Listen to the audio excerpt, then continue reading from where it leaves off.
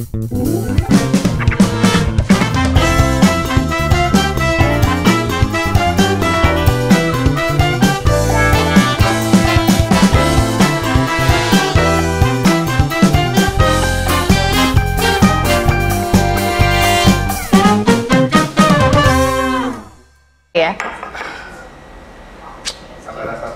Lucu banget. Oh, dari tadi nggak roll, tenang aja. Berarti yang tadi nggak ketangkap kita.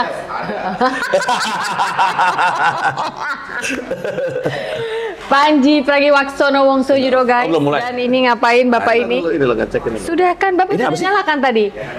Jangan, di New York nggak ada, jangan kasih tahu ntar dia beli. Apa itu?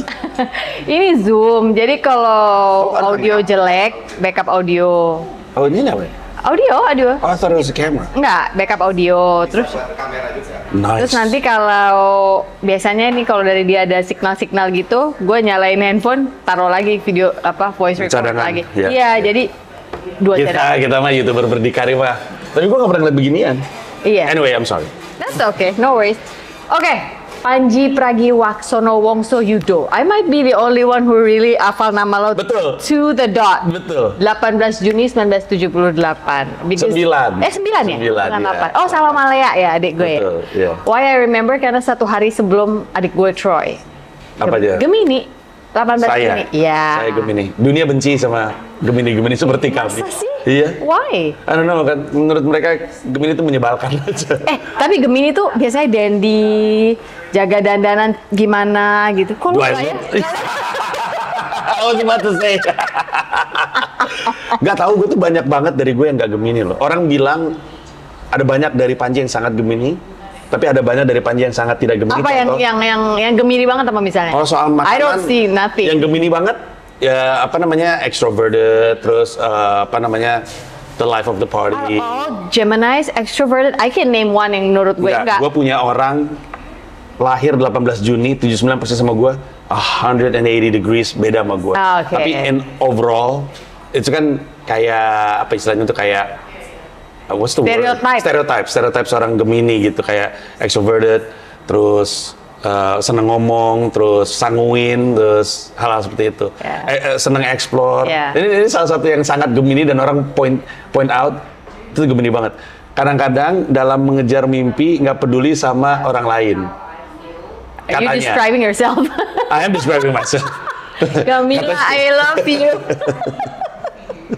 Katanya gitu. Tapi at the same time, gue kalau misalkan gue ke ini kayak ini ya, Pepita and Sons. Kalau gue nemu satu menu, udah satu menu itu aja. Oh, lo akan terus. Iya. Kemanapun itu, mau itu kedai kopi yang lain, mau itu ke food court, biasanya kita ke mall gitu, ke PS kan ada, gue nggak tahu PS ada food courtnya sekarang atau enggak, tapi biasanya kan juga ada food court, ada banyak pilihan. Kalau gue ke situ pasti ke restoran yang sama, pesan menu yang sama. Ya, itu. betul. Oh, lo nggak akan kemana-mana. Iya. Dan itu sangat tidak Gemini. Ya kan, Gemini explore. Explore ya. Okay. Ya gitu. Jadi ada part dari diri gue yang Gemini, ada part dari diri gue yang Dandy dan Gemini sih lo nggak ada. Enggak. Kan Gemini itu agak vain. Iya. Kalau bahasa Sundanya cunihin gitu. jenuhin betul. Ya gue Lu nggak tahu ya. Kayaknya itu tuh bakal ke enforce kalau misalnya emang ketemu sama lingkungan yang membantu. Kayaknya lingkungan gue nggak ketemu aja sama. kurang memfermentasi Betul. bakat itu Gue ya. bahkan ada bahasa-bahasanya menghindar dari those kind of lifestyle. Kayak gue pernah teman-teman yang dari gue SMA sempat diajak clubbing atau apa. Iya. Dan ini Zanzibar. Iya. Anjay. BC Bar. Ya, BC Bar, Zanzibar pada zamannya. Don't call me baby. Ya ampun. Tadi malam tau gak gue mesti ngerak lagu apa? The Night Train. The night train. Everybody want The Night Train. The night Gila. train. Tapi pada zaman-zaman itu, gue setiap kali diajak tuh, I feel weirded out. Terus gue jadi nggak ikutan. Mungkin kalau gue ikutan, gue jadi Gemini dandy. Can I, as one of your friends yang pernah cukup dekat sama lu di waktu lama ya, can I say, I think I know why? Kenapa? Karena lu nggak bisa ngobrol di situ. Lu kan demen ngomong. Di situ kan musiknya gede. Dia Oh tuh bener. Iya kan? Bener. Gue nggak senang di situasi di mana gue pasif. Iya. Ya, nggak bisa ngobrol, nggak bisa nanya orang. Lu kan senang ngobrol, pengen denger cerita orang, Pengen cerita. Betul. Iya. Bahkan dari tulisan-tulisan Panji pun dari dulu dia sudah storyteller yang ulung. Waktu masih rajin banget panji.com tuh. Ini belum 10 menit, Sophie udah mengungkap banyak sekali hal yang orang tidak tahu. Good research by the way, but apart from that, emang kami temenan dari lama sih. Iya, saya akan tayangkan beberapa foto-foto kami yang ya hits lah pada zamannya. Pada zamannya kami dominan loh. Dominan loh pada zamannya loh. Gila loh. Kita ada muka kita yang cakep itu karena makeup dan airbrush. Betul. Betul. Di mobil-mobil. Mobil-mobil Antv, guys. Hah? Apa? Zaman sekarang berapa sih? ada. Tahun berapa sih itu? Ini 2008 ya? 2008? Gue habis ngelahirin anak gue yang pertama. Iya. 2008? Sekitar itu kayaknya. Wow, a long time ago. Iya. Gila. Long time ago. Itu dunia yang berbeda sama sekali. Sayangnya cuma long time ago in Bethlehem aja tuh. Dia duluan, kita juara 2. Betul. Kami ada di urutan kedua dari long time ago in Bethlehem. Yes. Long time ago kami berdua. Yeah. Nama acaranya Cascis Cus. Come on. Cascis Cus.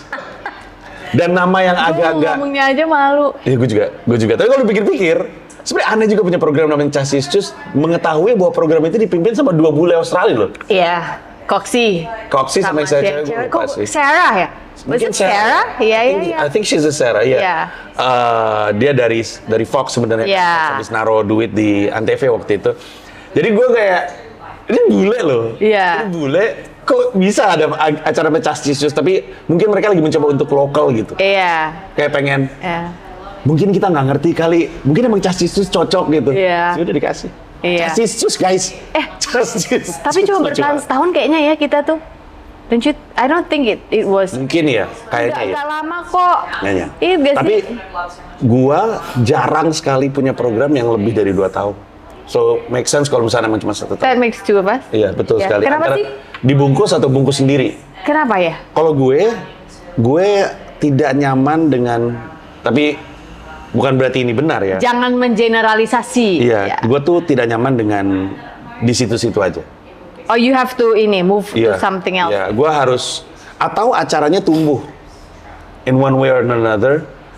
Kalau nggak nyaman.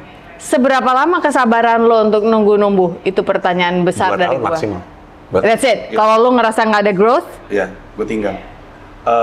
Gue punya 2 acara yang gue secara kreatif terlibat di dalamnya. Satu, gue punya late night di Kompas TV, judulnya 11-12. Satu lagi proaktif di Metro TV, acara politik gue. Acara itu, kalau itu diambil dari nama album lo kan? betul. Itu acara kalau nggak dibungkus sama stasiun TV-nya mungkin kami masih berjuang. Cuman waktu itu gue Badung, terus kasus di somasi sama Menteri Hukum dan HAM. Yang somasi menteri. Habis itu dalam waktu hitungan minggu, nggak nyampe sebulan kami bungkus. Tapi yang 11-12 gue berhenti karena gue minta acara kita bertumbuh gitu. Gue bilang I need more writers. Late night has so many writers gitu. They have a writer room di mana mereka every segment has their own producer, has their own writer, gitu. Tapi ternyata nggak dikasih. Gue bilang kalau gitu naikin gaji gue, nanti gue yang bayarin mereka sendiri, nggak dikasih. Terus gue nggak bisa kalau nggak nunggu. Bro, konsep itu nggak bisa di Indonesia, bro. Menurut lo? Makanya Saya pindah. Iya. makanya saya pindah ke Bali dan bikin sendiri. Bedanya saya belum bisa aja ke luar negeri. Pada zaman itu juga nggak ada pilihan untuk kita ngelakuin hal-hal seperti ini. Nggak bisa, belum. 2008, YouTube baru ada 2005. Iya, betul. Lu main YouTube tahun berapa? Good question. Gue inget gue 2012. Gue ingat 2009 tapi dibikinin teman gue. Jadi gue nggak aktif. Gue baru aktif 2016. Oh, jauh ya? Iya. Dari 2009 ya? Iya, jadi waktu itu 2009 gue memperlakukan YouTube cuman ya udah naruh. Abis ada produk video apapun taruh aja. Kayak foto album gitu, kayak video. Kayak orang zaman sekarang di TikTok dong. Iya agak kayak enggak. Malah sekarang. Kalau gue kemarin ngobrol sama Dev Hendrik, gue bilang, Dev, lu ngerti TikTok nggak? Iya, gue main kok. Gimana cara ngisi albumnya? Gue bilang gitu, kata dia, anjir lu tua banget, kok ngisi album? TikTok tuh lu buang-buangin aja, kata dia gitu, kata dia. Ya ada banyak yang treatmentnya kayak gitu, ada juga yang konten kreator, yang treatment YouTube-nya ada di TikTok tuh dipikirin dan segala macamnya. Tapi untuk waktu yang sangat lama YouTube gue tuh cuman ya udah taruh aja. Gue baru bener-bener menstrategikan YouTube itu 2016 sehingga sekarang jadi gue mulai upload video tiap hari. I wanna say 2018. Lalu 2019 atau 2020 awal nyentuh 1 juta subscriber, terus gue berhenti jadi 3 kali seminggu. Tapi ya I consciously try to build. But it makes money now, no? Now it does. It Salah satu funds you in New York? betul sekali. Kerasa tuh? Wah, lumayan. Karena saya di New York dibayar $2. 30.000. Satu kafe latte. Cuman ya sangat kebantu YouTube. Jadi tadi kita udah sempat ngobrol di mana lo your patience span ya, tingkat kesabaran lo untuk menunggu sebuah acara ada grow apa enggak itu 2 tahun. Betul. Bapak udah berapa lama di New York? 2 tahun. Wow. Wow, Sofina Pita, good job. I'm just asking. Iya, 2 tahun. Good question. Ada follow up question dari itu. 2 tahun jawabannya. Udah 2. Tepatnya hampir 2 tahun. Januari 2 tahun. Januari 2024. Ya, udah. Ini karena kita tayang 2024. Okay. Jadi udah Sudah 2 tahun. Sudah 2 tahun. How's it going? I mean like gue udah denger ya di podcast beberapa teman-teman, you say it's hard, you say it's tough. I can only imagine karena lo pindah bawa keluarga. Nggak berarti kalau lo terpisah dari keluarga lebih mudah juga ya? Ya nggak juga. Bahkan dari Januari sampai September memang gue sendirian. Dan honestly it's as tough. Terpisah gitu. Berat sekali. Banyak sendiri, banyak nggak jelas gitu, kesepian, sedih, oh my goodness, nangis di Battery Park karena kangen keluarga dan karena tidak kunjung lucu. Stres gue. Kenapa tuh? Menurut lu kenapa lo nggak kunjung lucu? Ada language barrier kah? Walaupun lu sangat fluent in English? Nggak. Atau emang seleranya di sono agak beda bang sama di Berlayer. Pertama, karena menurut gue ya, aku bilang, tapi menurut gue karena gue ibarat adonan udah jadi gitu. Gue sekarang jadi menganjurkan, justru kalau lu belum mateng banget as a performer, dan kalau lu punya kesempatannya, mending pindah ke New York sekarang supaya lu kebentuknya di sana. Kalau gue tuh adonan gue jadi, gue harus hancurin lagi dan bangun lagi, karena memang style komedinya beda. Karena kalau lu pernah nonton orang New York atau orang Amerika, terus bingung. Kenapa lucu ya? Buat gue nggak lucu gitu. At the same time, sometimes ada banyak orang yang ngelihat stand up Indonesia mungkin nggak lucu dan ngerasa dia lebih nyangkut di stand up Amerika gitu. Tapi gue sendiri udah stand up dari tahun 2010. Jadi waktu gue pindah ke New York itu gue udah 12 tahun stand up. Mold gue tuh udah jadi. Sementara style New York tuh, gue kan storyteller, tadi kita sempat establish, joke gue tuh panjang-panjang gitu, terus ada half punch di tengah, di situ terus ada ketawa gede di belakang. You make people wait, cause like, betul. I'm getting there, hang on, I'm getting there. I just like to tell stories. Kalau di New York, semua itu serba cepat karena stand up comedy lahir di New York, orang udah terbiasa nonton stand up, jadi mereka tuh yang, ayo buruan ketawanya mana gitu. Jadi gue mesti ngubah gaya stand up gue, dan itu susah buat gue untuk punya joke gue di Indonesia, satu joke gue di Indonesia itu 5 menit. Satu buah joke itu udah lama loh. Iya, di New York gue open mic 5 menit.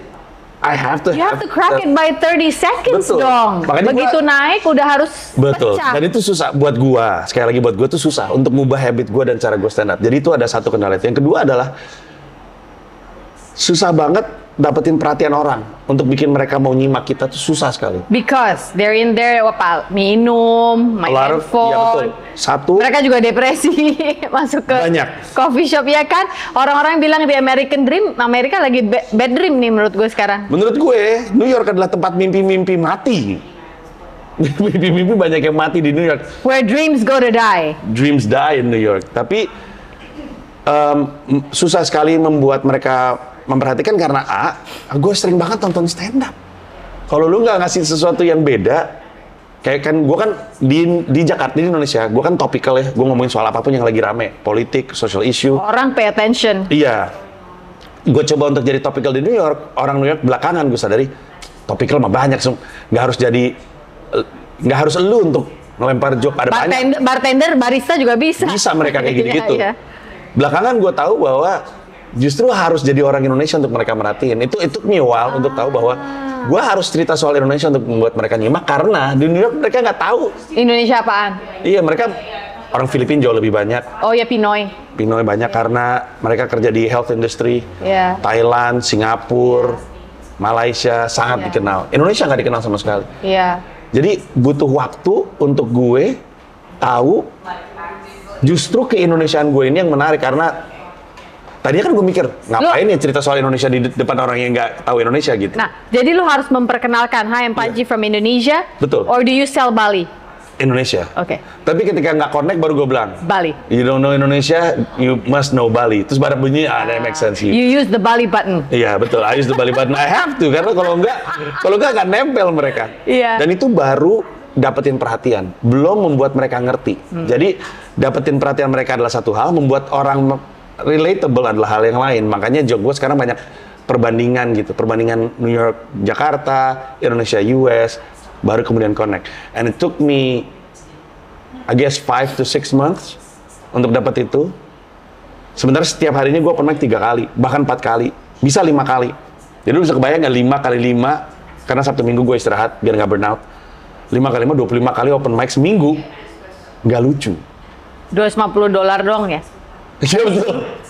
Mama kan langsung hitung. $5 per open mic atau satu minum, yang mana satu minum juga segitu. Bang, nanya dong, cash apa bayarnya nunggu orang talent 3 bulan lagi? Tidak terima nunggu-nunggu mereka. Lu kalau mau open mic sekarang, bayar sekarang. Okay. Dan it's costly. Di bulan kelima tuh yang lu ngeluarin duit banyak banget nih untuk 5 bulan gak lucu. I can imagine. Ya. Dan ini Panji, maksudnya gini ya. Gue nggak mau terdengar kayak gue orang yang punya ego, tapi ini kan Panji Pragiwaksono. Yeah. Buat Panji Pragiwaksono lucu tuh gampang. Bahkan mungkin sebulan yang lalu, 1 minggu sebelum gue terbang ke Jakarta untuk show di Bali ini, gue mendengar sesuatu yang belum pernah gue dengar sepanjang gue berkarir di hiburan dari tahun 2001. Yang adalah? Penonton teriak boring. Di mana? Pas gue lagi stand up. Di mana? Di di Bayside Queens. Gue lagi manggung di bar gitu. Terus gue stand up, joke gue nggak kena. Terus gue coba crowd work gitu, bikin kelucuan ke penonton. Meja ini kena. Ya. Penontonnya by the way cuman 3 meja, jadi cuma ada 6 orang dan beberapa di belakang di barnya. Jadi set gue nggak kena, gue coba interaksi sama penonton deh gitu. Yang ini mukanya kenceng banget, nggak berani gue bercandain. Yang ini gue bercandain berhasil, yang ini kesannya kayak bisa gue bercandain. Dan gue bercandain, tapi nggak nemu lucunya. Gue mencoba untuk gimana cara nemuin lucu ya. Nggak lucu-lucu, di belakang ada teriak, boring. Kata gue, oh my God. Gue nggak pernah, sepanjang berkarir di dunia hiburan dari tahun 2001 ada orang yang teriak gue boring. It hurt me. Gue akan nangis sih kalau gue. Gue di jalan, dan itu dingin banget kan, udah winter kan, sambil nunggu bis. Aduh, New York blizzard is the worst. Gue lagi nungguin dingin-dingin. Kenapa gue tadi mencoba untuk evaluasi apakah gue kurang banyak joke yang nggak, yang cocok untuk bar crowd atau apa. Tapi terus kemudian gue menarik kesimpulan, I'm just not a good comedian yet, not a strong performer yet. I like that word, yet. Yet, ya. Belum. Bukan belum. Tidak. Iya, belum. Gue percaya sekali dengan etos kerja gue, dan objectively looking back, kalau boleh gue mencari satu atribut dari gue yang bisa bikin gue sampai sekarang ini cuman persistennya aja. Sebenarnya kalau di breakdown, tahan rasa sakit, fisik ataupun mental, persisten, kekeh mungkin. Tapi gue kenal diri gue sendiri sebagai orang yang disiplin, dan gue lihat hasil dari kedisiplinan itu seperti apa, sehingga gue udah ada di situasi yang gue nggak tahu nih, nggak ada jaminan kedisiplinan gue akan membawa apa, tapi historically disiplin gue selalu membawa hal yang baik.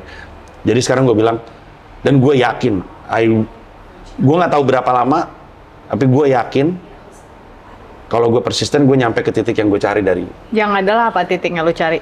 Bisa hidup dari stand up, sesederhana itu. Di New York? Ya, komika hidup dari karya adalah slogan perusahaan gue. Sehingga di New York, target gue adalah menjadi seorang komika, stand-up comedian yang bisa hidup dari stand up-nya. Dan itu susah. Teman-teman gue yang gue bawa ke sini pun belum. Kevin Sanchez, Joshua Pallet, sama Rashad Bashir, mereka belum. Tapi this is the dream karena orang berpikir gue ke New York untuk Madison Square Garden atau punya Netflix special. Tapi gue tahu gue siapa, gue tahu peran gue di kesenian ini apa. Gue adalah orang yang karena gue udah bisa hidup dari stand up, orang-orang lain dari Indonesia datang dengan keyakinan bahwa si Panji bisa, gue pasti bisa. Lalu mereka yang akan dapat Netflix special, mereka yang akan dapat Madison Square Garden. Oh my goodness, lo sadar kalau purpose lo di dunia ini adalah pembuka jalan, and you don't mind that when lu babat alas, and then someone else gets the hidup gue selalu seperti itu dari shine and karena lu nggak apa-apa. Kayaknya ya, karena gue tuh seneng banget stand up, so jadi bener-bener kalau gue bisa hidup di sebuah kota di mana gue bisa stand up sesering mungkin setiap hari, I'm good. Nggak harus kaya raya, apalagi kaya raya. Pajak bikin pusing, tidak perlu jadi orang kaya. Tapi orang berkecukupan aja. Yang penting anak-anak gue butuh sesuatu ada, I'm good. Dan itu aja yang dicari. Kalaupun ada peluang-peluang seperti Netflix special atau Comedy Central atau apapun, itu dampak dari gue bagus menjadi seorang stand up comedian. Tapi aim-nya bukan itu efek. Aim-nya adalah jadi stand up comedian yang bagus, cukup bagus untuk bisa hidup dari stand up. Dan gue tahu kan berapa biaya hidup per bulan yang dibutuhkan, dan perjalanannya jauh sekali. Tapi I'm strategic about my move. Gue punya 3 pilar yang akan membantu membangun momentum, dan tahun 2024 kita akan coba jalanin 3 pilar tersebut. Pilar tersebut, karena lu bertanya kayak jauh dong pilarnya apa? Gue ngomong pada tadi muka gue dong ya. Tapi muka lu, masa gue tanya? Saya udah deket banget. Udah ya. 3 pilar tersebut adalah commercial show-nya ini adalah tempat gue ngebangun fanbase. Gue akan bangun momentum gue sendiri. Dan sekarang udah jalan, gue punya open mic namanya Comedy Gym NYC tiap hari Kamis di Producers Club jam 9 malam. Comedy Gym and what? NYC. Oh, NYC. Iya. Selalu coba untuk di setiap open mic lain gue bertahan sampai akhir, karena di open mic gue juga pengen lu bertahan sampai Iya akhir. dong, tungguin gue dong, gitu kan. Iya. Gue pernah kok open mic di depan kosong, dan kayaknya untuk orang yang seneng melakukan itu karena senang sama keseniannya, yang kayak gitu-gitu tuh udah buat kami no brainer gitu ya, di depan 1, 10, 1000 sama aja gitu. Sama. If you like what you do, it doesn't matter berapa orang di depan. Gamila senang nyanyi, senang nulis, senang ngedirect, senang acting. Gue tahu persis itu. Sebagai orang yang jatuh cinta sama dia, gue tahu she is at the peak of her beauty when she's doing the things that she loves.